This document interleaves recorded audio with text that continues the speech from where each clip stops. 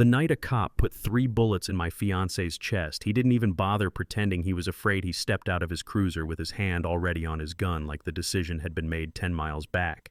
And by the time the sirens stopped echoing over Highway 63, Captain Marcus Reed, United States Army, was bleeding out on a yellow line for the crime of changing a kid's tire.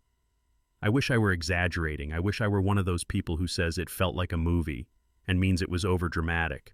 But no, this really did play out like a scene somebody wrote to make a point, only nobody in our story got a retake. Marcus had just finished a 14-hour day at Camp Horizon. His uniform still pressed ribbons lined up the way he liked them, and instead of going straight home, he pulled over for a beat-up sedan on the shoulder, little college sticker in the back window, rear tire chewed to bits.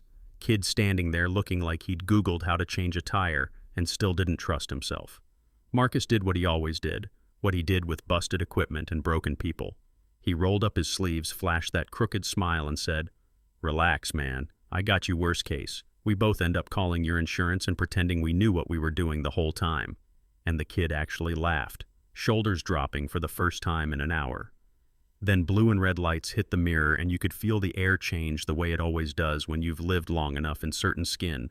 In this country, you know what I mean? Your body tenses before your brain even understands why. Sergeant Kyle Mercer slammed his cruiser door like it had insulted him, hand already clamped on his weapon feet, wide voice sharp. "Hands where I can see them right now. No evening, folks. No what's going on, just straight to threat mode." Marcus stood up slow, like they'd rehearsed this 1,000 times in briefings, palms open, ID already between his fingers. "Evening, officer. I'm Captain Reed, United States Army, just helping him with his tire." And here's the part I can't stop replaying when the house gets quiet and my chest starts to ache. There were maybe 8 seconds where this could have turned out different. 8 seconds where Kyle could have let his training kick in, where he could have actually looked at the military ID shining in his own headlights and thought about every speech his department ever made about supporting the troops. 8 seconds where he could have asked one question instead of assuming he already knew everything he needed to know about the man in front of him. Instead, his eyes slid over the card and locked on Marcus's face on his skin, and something old and ugly twisted his mouth. "Yeah, sure," he said, half-laugh. Another costume dropped the act, and the kid by the sedan tried to jump in. "Sir, he really is." But he never got to finish because Kyle didn't come there to listen. 3 shots cracked through the night, quick practiced like muscle memory. Marcus jerked, staggered back onto the yellow line, hand pressed to his chest. Dress jacket blooming dark, and Kyle let out this small breathy laugh and said it soft but clear enough for people to hear on the recording later. "One less faker on my highway."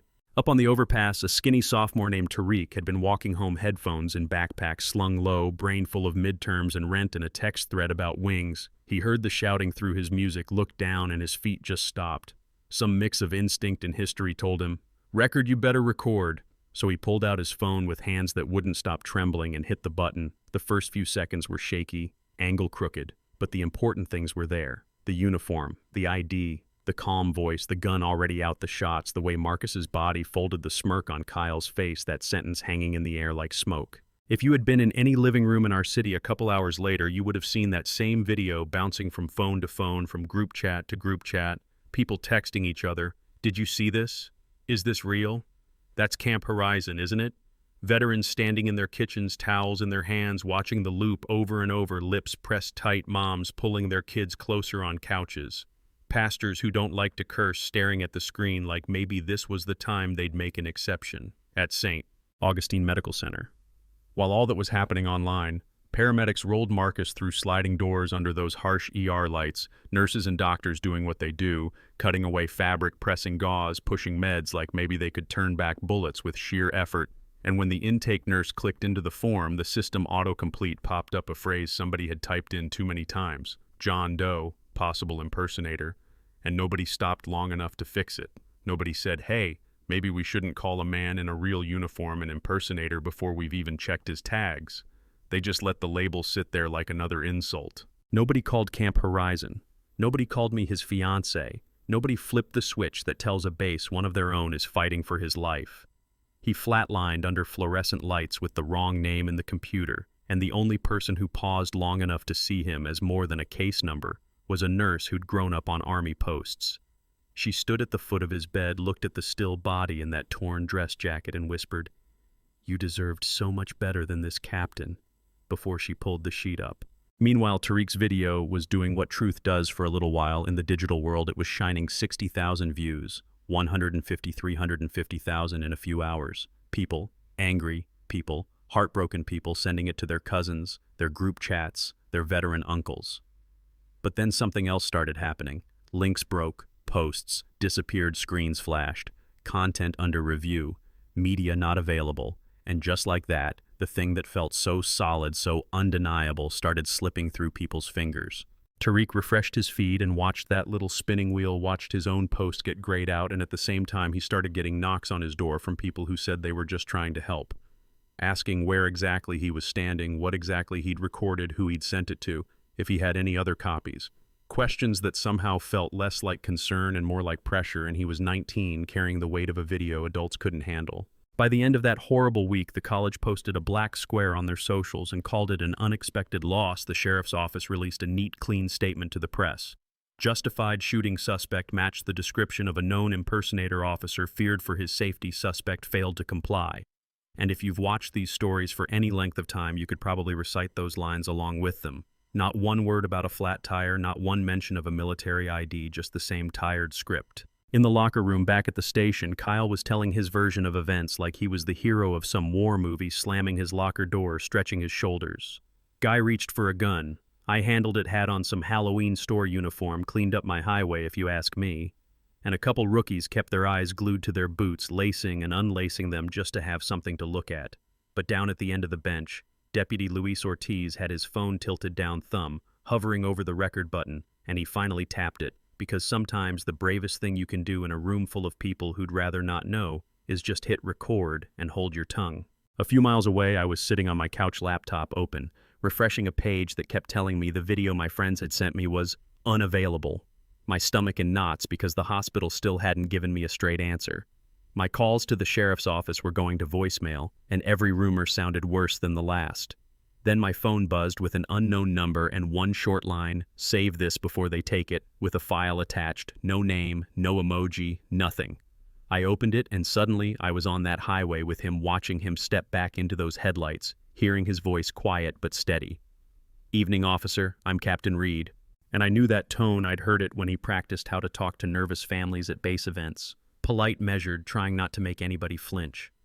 I watched Kyle look right at the ID, saw the disgust, heard the shots, the laugh, the student screaming from somewhere off frame. He didn't do anything, and it felt like my ribs were being pried open, but under the grief, under the nausea, something else took root, something sharp and cold that said, "No, you are not going to turn him into a line in your report, not this time." I saved that clip in 5 different places. External drives, clouds, even on an old MP3 player I had in a drawer. Taped a thumb drive under my desk like I was suddenly living in a spy movie, whispering to myself, "They are not erasing you, Marcus, I swear." At Camp Horizon, General Antonio Vega got the clip from 3 different directions in the same afternoon, and for him this wasn't just another story on the news. It was personal, because long before he had stars on his shoulders, he'd been a scared lieutenant in a burning truck overseas. And the man who yanked him out of that fire, lungs full of smoke, skin blistering, was the same man now lying on a Texas highway with 3 holes in his chest. So he watched that video once in a crowded briefing room, jaw clenched. Then he sent everyone out and watched it again by himself. When it ended, he set the tablet down a little too gently, like if he let his hand fall the way it wanted to, the whole building might shake. Then he brought his fist down on the glass conference table instead, and it actually cracked spiderwebs all the way across. People in the hall jumped, and he just said, "Directive 17, in this level voice. "Call the council." Directive 17 is not something they advertise on billboards. It's one of those old protocols built back when the country was still learning how to deal with the fact that sometimes the people who swear to uphold the law are the ones tearing it apart. It's simple in theory. If a service member is murdered, and it's clear the local system is more worried about its own reputation than the truth, the military can pull the case into its own jurisdiction. Quietly. No press conferences, no campaign speeches, just a handful of high-ranking officers sitting in a room listening to everything. Colonel Selena Park tried to talk him down. She really did. I respect her for that. "Sir, if we do this, we are stepping into a fight between uniforms. Once we cross that line, civilian and military authority don't fit back together the same way." And he nodded, but he pointed at the frozen frame on the screen. Marcus holding up that ID, eyes steady. They saw this and called him a faker. If we let that stand, what does our oath even mean? While Directive 17 was waking up in some windowless wing of the base, the city was doing its own kind of waking up one morning. People didn't just post, they walked onto Highway 63, shut their cars off, and sat down across all the lanes, shoulder to shoulder. No megaphones, no chants, just handmade signs. He stopped to help. Honor the uniform. A pastor strolling up and down the row, praying under his breath. Truckers leaning against their rigs. Some veterans in old faded jackets standing in the median with their arms folded and traffic backed up for miles. Not because of an accident, but because a whole lot of people had decided silence wasn't working anymore. Back at my desk, I was staring at messages. A friend in digital forensics had slipped me screenshots from a private group chat named the Shield Circle, full of deputies and officers from around the county. Memes you'd never show a chief, jokes about fake soldiers and keeping the roads clean. And they're stamped 5 months before Marcus died. A message from Kyle. One day I'm going to stop a fake and I'm not holding back. And I just sat there, hands shaking over the keyboard, because there it was in plain text. This wasn't fear. It wasn't a bad call in the heat of the moment. He'd been waiting for it. On base text, pulled a supposedly busted dashcam file off the server hours of corruption and static, then suddenly clear video. 7 seconds. Marcus holding his ID under the cruiser lights. Kyle taking it, staring long enough to understand exactly who stood in front of him, then handing it back and raising his gun. Anyway, no flinch, no weapon, no lunge, just a choice. And that footage hit the same day as my screenshots, and one more video. No one expected Kyle's wife, Sarah, sitting at their kitchen table with her hair pulled back, eyes swollen, staring straight into her phone. "My husband killed a good man," she said, voice shaking. "I heard the jokes. I saw the way he talked about black soldiers. I told myself he didn't mean it. I won't lie to myself anymore. I won't defend him." And you could feel something shift after that, because when the shield cracks from the inside, it's hard for the usual spin to stick. Kyle did what guilty men with options always think they can do. He packed a duffel bag with cash and clothes and grabbed his father's old revolver. Told himself he could outrun a video already living on 100 hard drives. Pointed his truck north like state lines were some kind of magic line between consequences and freedom. 3 black SUVs slid in behind him on Highway 63.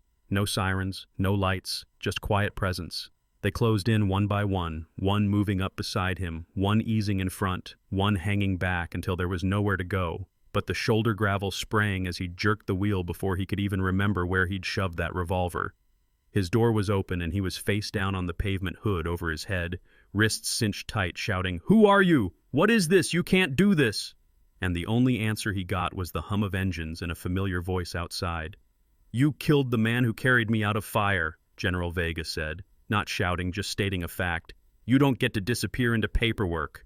Officially, if you pull up public records, Kyle Mercer resigned during an ongoing investigation and has not been located. People in bars and break rooms tell their own versions. He ran to Mexico. He drank himself into a river. He couldn't live with what he'd done. But I'm telling you what I learned from the people who were there. He woke up in a concrete room with no windows and one camera food through a slot, water silence, and eventually 3 officers who walked in with a tablet and pressed play. He watched his wife say she wouldn't stand by him. He watched his 12-year-old daughter ask, "Daddy, why did you hurt that soldier?" And you could see in the footage they showed the council later that whatever story he'd been rehearsing about fear and training and split-second decisions started to fall apart right there on that cold floor. When they finally sat him in a straight-backed metal chair and asked him to explain what came out was not noble. "I saw the ID," he mumbled, then louder. "I saw it clear as day. I wanted my dad to be right. He always told me guys like that wear the uniform to trick us. I chose him over what I was looking at." And behind a pane of glass he couldn't see through, 12 officers under Directive 17 listened. Some of them men whose lives Marcus had saved overseas. And they didn't cheer, they didn't smile, they just raised their hands when the question came, proceed or halt, and all but one went up. After that, it was ugly and simple and quiet, a gurney, an IV, a medic doing a job with the same seriousness they'd bring to any soldier. Kyle asking for one last thing. "Tell my little girl her dad was wrong." And then there was just the sound of a machine flatlining and the whir of a cremator warming up his ashes, went into a container with no name, and ended up in a place where nobody goes to lay flowers. So what did Marcus get in the end besides that wrong name in a hospital and a sheet pulled too fast? He got something they never meant to give him. He got remembered, right? At Camp Horizon, the big briefing room where they used to show boring PowerPoints got a new sign over the door. Reed Hall, and soldiers started slowing down when they walked past, like their bodies understood the weight, before their minds did. My book about him.